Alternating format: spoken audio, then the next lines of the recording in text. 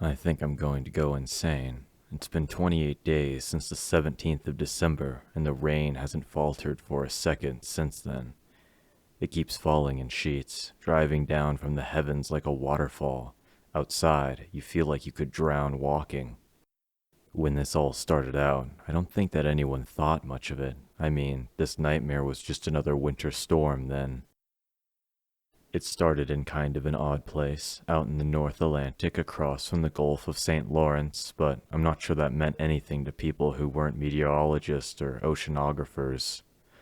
The storm started out expanding very rapidly. I'm not sure if it's still growing or not, since the TV hasn't come on for more than 3 weeks, but I'm sure it hasn't moved at all.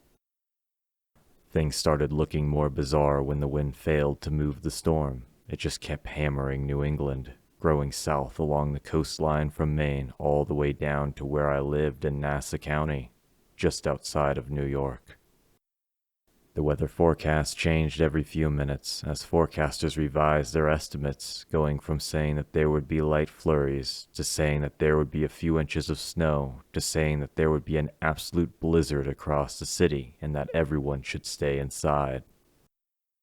My wife, Sarah, couldn't heed that warning though. She had to go to work, and I had to stay home and take care of our 5-year-old daughter, Tanya. When my wife walked outside that morning, I promised her that I would keep Tanya safe. Watching Sarah pull out of the driveway in her Nissan Altima, I had no idea that would be the last time I would ever see her. As the day wore on, the weather took a turn for the worse. It looked like the weather forecasters were right, predicting one of the worst storms New York had seen in over a century. It amazed me when the power stayed on late into the night, but I wasn't complaining. You never know exactly how bad a blackout really is until you go through one with a 5-year-old who's still terrified of the dark. Not that I can say I'm not scared of the dark anymore myself. The last time we saw the cheerful, smiling forecasters on the Weather Channel, they were saying that the storm had expanded south into New Jersey and that we could receive 2 feet of snow during the night. It was almost about 6:23 p.m., I think. Less than a minute later, the Weather Channel cut off, and every program on television changed to a warning telling everyone to get out of New York City along with whatever bridge they could take and avoid Manhattan Island.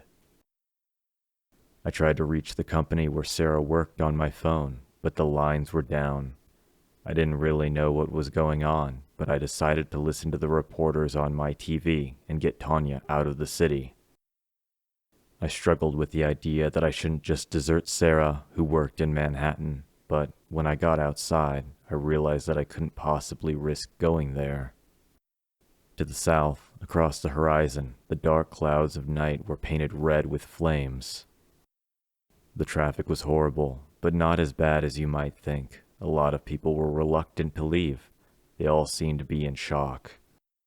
I drove my Cadillac along the roads through Nassau and Queens, seeing a lot of people standing by the roadside watching the shadow of the flames flickering across the sky, but running into far fewer actually driving along the road.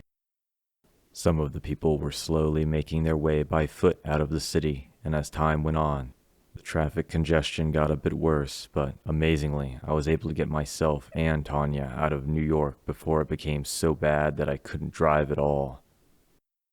I still remember looking across the harbor on the road from Queens to the mainland and seeing Manhattan Island burning. I don't think I'll ever forget that. Tanya kept staring out the window, speechless and tired too, I believe. I don't know for certain what time it happened to be, but I think it was past 11. All night I drove through the countryside, trying to pick up a radio station that could tell me what was going on. There was nothing anywhere, though, except news of a mandatory evacuation of New York. It seemed odd to me that I had seen very few police officers and no military officials anywhere. Now, looking back, I think that they were all either elsewhere or dead. The next day, things were worse. The weather started getting warmer, and the snow turned to rain. Piles of snow by the roadside were melting, and the blacktop was covered with water and mud.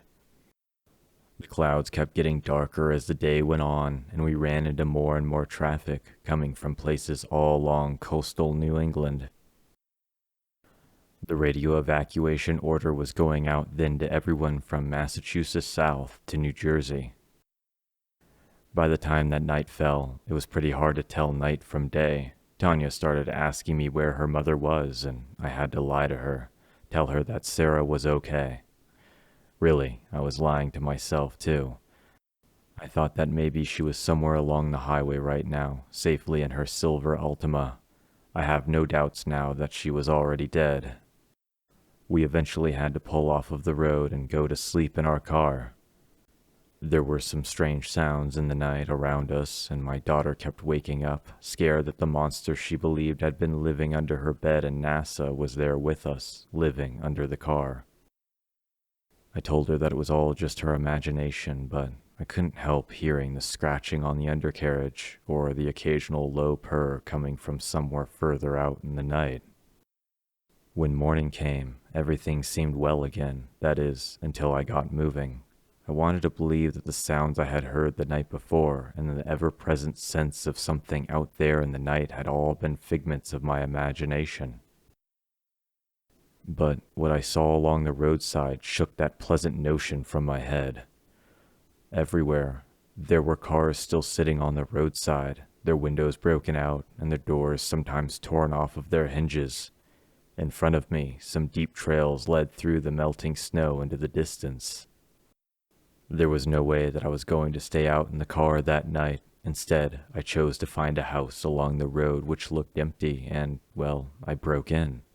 To be more accurate, I knocked on the door, and it creaked open on its own. No one was inside, so I decided that Tanya and I could stay there for the night. The door locked safely and securely behind us, and we seemed to be safe. At first, we stayed in the upper part of the house, but as the nights and the days grew together into one dark, pitch-black blur, we decided that the basement was probably safer. Just in time, too. Soon after we went down to the basement, I heard something break down the front door and crash around in the upper part of the building, toppling tables and knocking over the television. Time passed slowly, eternally dragging on. The temperature kept getting warmer and warmer until it began to feel more like the middle of summer than the middle of winter. Then, one night, I think, it was impossible to tell, the world around us grew warmer than the inside of an oven. I can't say that the temperature was lower than 150 degrees. It was literally almost scalding. A little bit of water had started creeping into the basement through the windows high up on the walls, and my daughter and I tried to stay out of it because it was nearly hot enough to boil. That was the night I saw something I really wish that I could just unsee. My daughter went to sleep early. She was tired and, I think, a little sick. For a little while, I let her sleep alone, choosing to look out through one of the closed windows where no water was pouring in. At first, I saw nothing but the pitch black of the storm. Then, I noticed something out there in the night. A few darkly glowing patches of luminescent green coming from something I couldn't see. I watched them for a while as they bounced through the depthless darkness, moving along at a distance I couldn't really understand. Then there were several bright flashes of lightning, and I realized that what I was watching was much larger than anything I could have possibly imagined. How tall it was, I'm not totally sure, but I know that it had to be bigger than a mountain. It was still just a shadow in the distance, but it had enough form for me to know that it was not normal, even in the twisted alternate version of reality which comes with the storm. I could feel the heat coming off of it and coming through the window like an open fire less than an inch from my face. In its wake, there were flames spouting up from the forest of southern New York and casting black trails of smoke against the black sky. Soon, the light of the brief outburst of lightning strikes fell away, but the green glow continued. I kept watching for a while before going back to sit with Tanya. Those images burned forever into my mind. When morning came, the world was a bit cooler, As the next day wore on, and the next after that, the temperature went even lower, and so did our stocks of food. The owners of the house had a few weeks' worth of food in the basement. Apparently, they were farmers who had kept old traditions of canning and drying their own produce. It lasted us longer than I thought, but now we've been out for a while. I think that Tanya and I are going to head out. If the car works, we'll take it. If it doesn't, we'll figure something out. There's water everywhere, and it's more than a foot deep on the flat land here. The ground reached its saturation point weeks ago, and the water hasn't had time to drain away fully. I don't know what's going to happen if it keeps raining. I guess this part of New York is going to join the Atlantic Ocean. I'm just thinking that maybe we can get to safety somewhere. There has to be some place where this storm hasn't reached. I'm leaving this note here, just in case someone finds it eventually. I just want there to be some remnant of Tanya, Sarah, and I passing through this world. I don't want all of us just to be 3 more faces in the storm.